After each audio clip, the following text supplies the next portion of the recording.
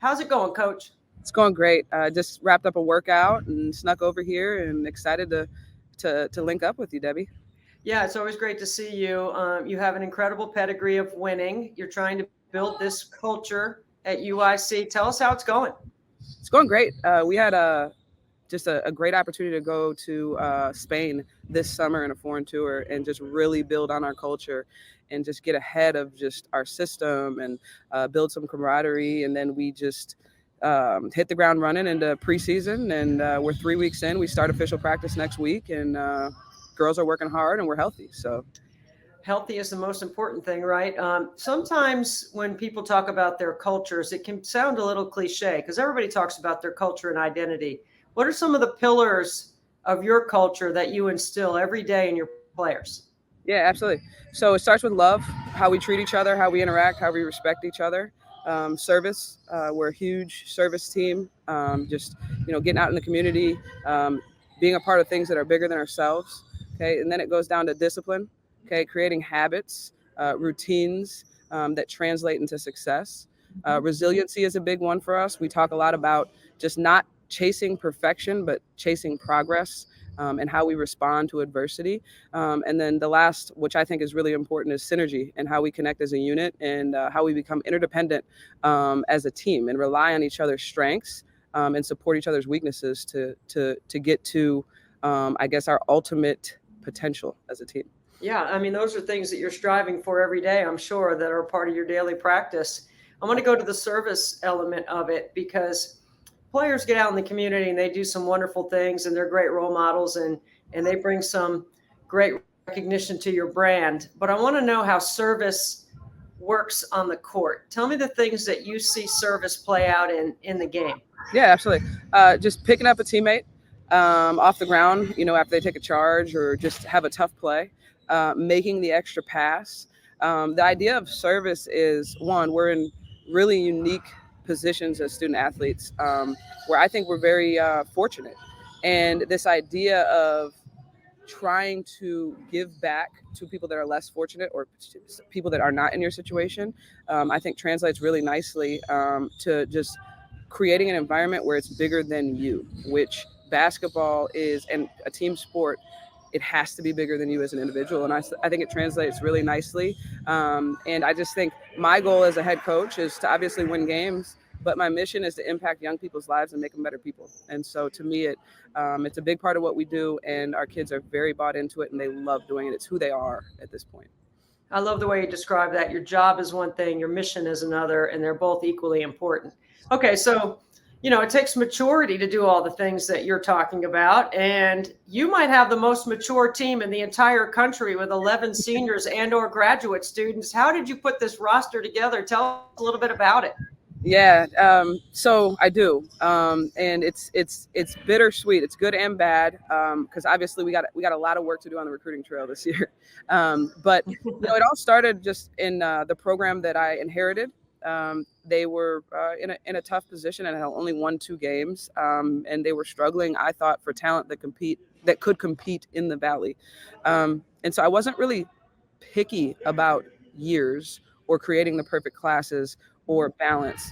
I really focused on getting the right kids. And we had a bunch of Chicago kids that happened to fall into the same class that just wanted to transfer back home. And I just wasn't willing, when we were in that position of not winning, to turn them away. And so they kind of all ended up stacking in the same class, in addition to 2 or 3 of the kids that we inherited when we took over the program, and Jada McLeod and Christian Young. And then COVID years created a lot of kind of funky rosters. So it's kind of the perfect storm, but to be honest with you, we're embracing it. It's a fun group to coach. We feel like we've put UIC in a position where we could recruit high-level freshmen moving forward. So we're exactly where we want to be. I mean, it's amazing to look at your roster and see that much experience, and not just older players, but players that have played at previous spots. The vernacular is different from place to place, but it's all the same basic fundamental and concept inside the game. How is that in practice? How are you navigating all of that while you're trying to build your system? And I'm sure in the summer you spent a lot of time with it, but tell us how that works. Yeah. I mean, they're so bought into each other and winning. Last year, so we've added, what did we add? We added 2 transfers, okay, and no, 3 transfers and a freshman, okay, and 2 freshmen. So we've added kids that we need to come in and contribute, and we know that. But the kids that are returning, the like 9 returners that just have played impact minutes, like they want to win. They were successful last year, that they didn't compete for a championship. So their approach is very much like, we'll do whatever it takes from a team aspect. And so, I mean, we just build that into everything that we do. And, the newcomers have gelled, and the foreign tour really helped us because it allowed us to really create some camaraderie and get some wrinkles out early. And so it's been good, and we're in a good space. I mean, that's why you go on a tour, right? Is to try to get yourself in a better position. I mean, you have done a remarkable job to go 10-10 in the Valley last year, and now have that winning piece that you're talking about be a part of your frontal lobe every day, right? It's what you're doing every day. Tell me about some of the returners, because you do return your top 3 scorers, and how does that function with all the other new pieces that you've brought in? Yeah. So I think the unique thing about my top 3 scorers is they were pretty balanced. I think it was Makiyah around 13, Keimari right under her, and Danyel just around 10. And you're going to get a chance to speak to them, all 3 of them today. But, I would have never guessed that those would be my top 3 scorers going into last season. I thought Jada McLeod would definitely be up there. But I think she was 4th or 5th. And like, we have a team that we're so deep, we're not really going to have many people above 12 points a game. And we like to share the ball. I mean, we were one of the top teams in our conference last year in terms of assists. And so, I mean, I think we're excited, and we have that experience and sort of that confidence coming back in those 3. But I think, I don't think anybody's worried about that. I think the way that we play and share the ball, I think it could be any given person on any given night. Each year, you've gotten a little bit better. You've been able to play a little bit more the way you want to. This is your 3rd. Is this going to be the year that you can implement the full system with the depth that you have and the style of play that you want to play? Yes, I think absolutely. And just the comfort. You know what I think it is, Debbie, more than anything, it's the trust.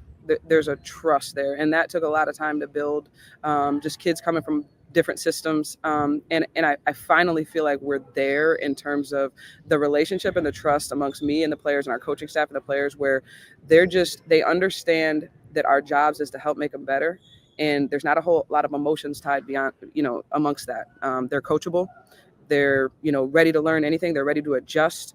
And we have the players and the athletes to do what I want to do, which is basically press for 40 minutes and play fast. Well, that is going to be fun to watch. And I can't wait to see you implement all this talent that you have, all these upperclassmen. And we're looking forward to watching you throughout the course of the year. Coach Bracey from UIC with 11 veteran players on her roster. This should be fun to watch. Thank you so much, Debbie. Welcome to the Missouri Valley Preview Show, Danyel Middleton. Great to see you, Danny. How's it going? Good. How are you? Good. Like, you got a veteran group. You got a lot of upperclassmen. How's practice going with all this maturity on the floor? Practice is actually going really good. We brought in a couple new people, helping them along the way to understand, our standards. So everybody falling in line the way that it needs to be falling in line. Coach says you guys are going to play with a lot of depth, with a lot of pace, press for 40 minutes. How exciting is that as a player to be a part of? It's so exciting. That's all. I love defense, so that's all we looking for. Oh, we like to talk about offense on the Missouri Valley Preview Show. So we know you're a great defender, and we know you're a lockdown D, and you like to take the top opponent on the other team, don't you? Yes. Why is that? It just shows you have heart, no fear in anything that you do. I love a big challenge. I love guarding the best player. I just want to show you that I'm one of the same ones as you. So, how much film do you watch as a defensive player to prepare for your opponent? I watch film every single day when I know that we have an assignment. I say about like 4 to 5 hours a day, and I'm taking notes. I'm writing every note down that I feel like what's their weakness and what's their strength. Yeah. Sometimes when players prepare that much, it can be so instinctive for them and not just reactionary. And then there's the anticipation skills that you need on the defensive end. How does all that work together for you? I think just being so locked in to the game and just understanding, just having an assignment on in general. So having an assignment what helps me out so much better, knowing that I have to do this for the team in order to get the win. So When you have this much veteran players and this could be the oldest team in Division I college basketball, how does that manifest itself off the floor? it just shows that what we're capable of and what's ahead of us. Being in the veteran group, it's exciting. Some people think that it's a sad thing because we leave the next year, but I think this is our mark where we set the tone and just show everybody who we are. Like, this is a development of a team that we've been waiting for. You are one of 3 returning players that averaged in double figures last year. What did you add to your offensive game this year? A lot of post moves. A lot of Ooh, you're post going to invert to the block a little bit. I like it. You're going to show those post players how to do it, huh? We're going to do something. What are we going to see? The drop step, the step through, the half hook? What do you got?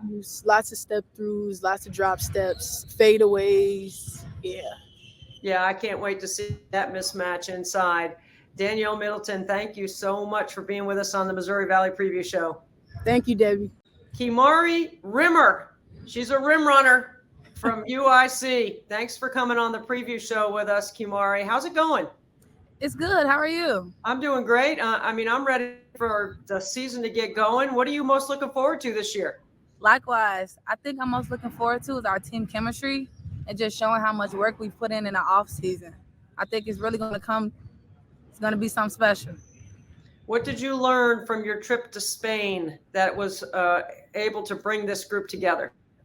I think the biggest thing that I learned is to value our weaknesses and strengthen our team chemistry. So it's like sometimes we look at weaknesses as a bad thing, but weaknesses are also a good thing because for us, in our sense, when someone's weak at something, someone is striving in another area. So work everybody to their strengths, and then with the people who do have weaknesses, like we all do, let's work on those weaknesses with people's strengths. Keimari, that sounds like the attitude of a complete winner. Now, Right. How much do you guys want to turn it around this year? You went 10-10 in the league last year. This is a competitive valley. What are you looking forward to? I'm looking for, honestly, the competition. I feel like every time we play a team, it's never decreasing in talent. It just changes up the way we play as a team and the things that we need to work on. So I'm really excited for the competition and just to really, hopefully get a banner.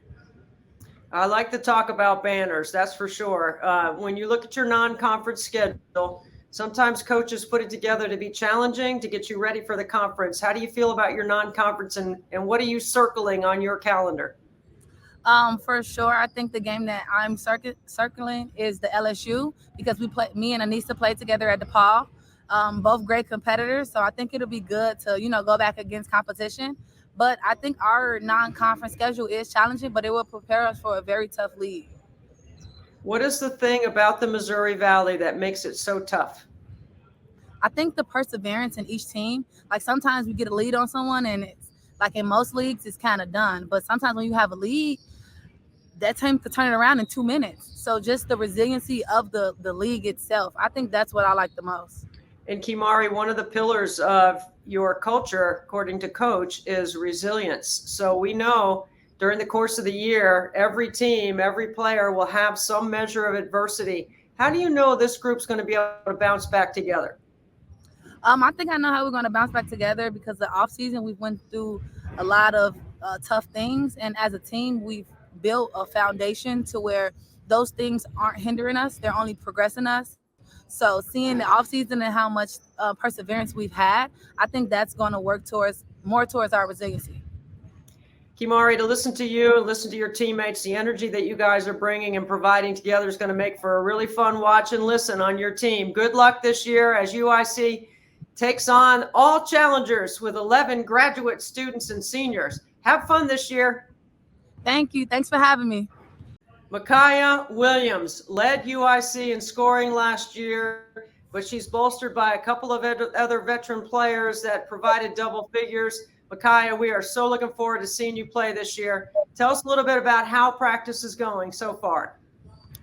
So far we're just working on building our chemistry with the newer players. We have some great people coming in that can like help us improve our game, our style of play. We like to play fast, and we do got a lot of fast guards that came in. So practice been pretty fun. I can imagine it's been fun. 40 minutes of incredible pressure, putting the other team under duress on defense, and then keeping the pressure on with your fast-paced offense. What's most fun about this style of play?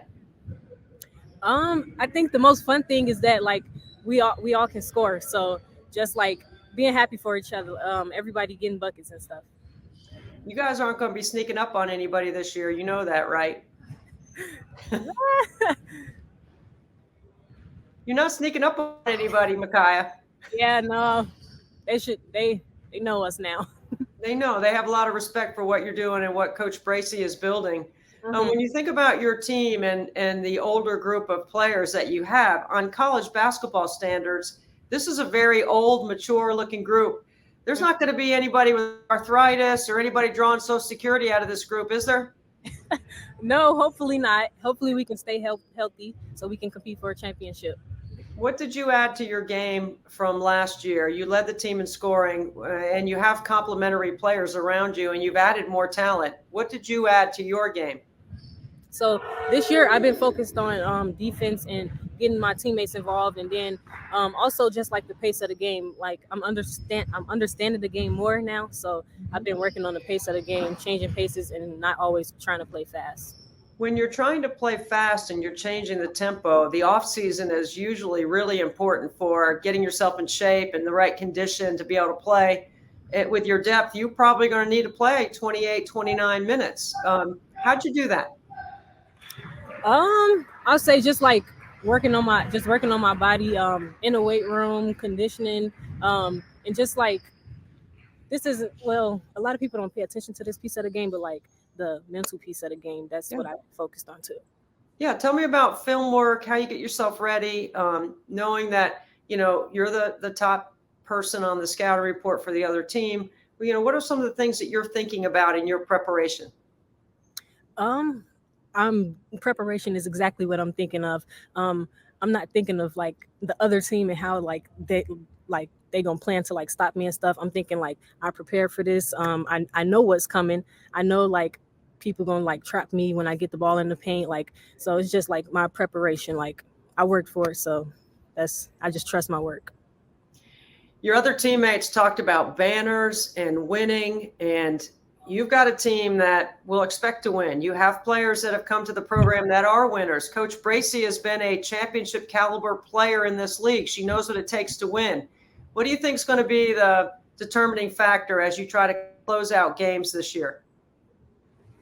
I would say just like we all have to be determined as a team and like stay together. Usually like during the hard times and stuff, you see teams separate. We want to be like close, like tight huddles, more high fives during those hard times. So that's what's going to help us compete for those banners. And that's what we'll be looking for when you're competing in the Valley after going 10-10 last year. There's high expectations at UIC this year. Makiyah, thank you for being with us. Thank you.